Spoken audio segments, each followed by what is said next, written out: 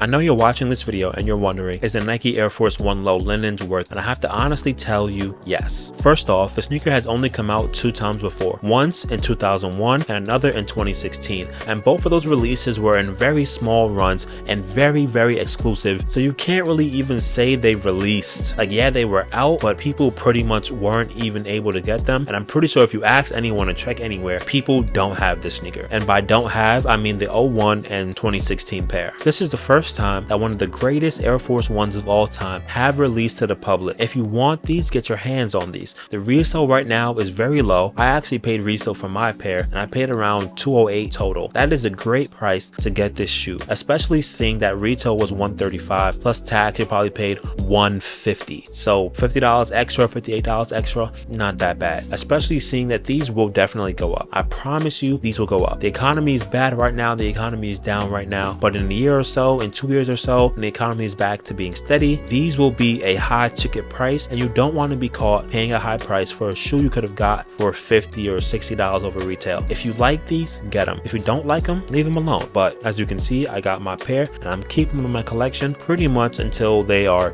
beat.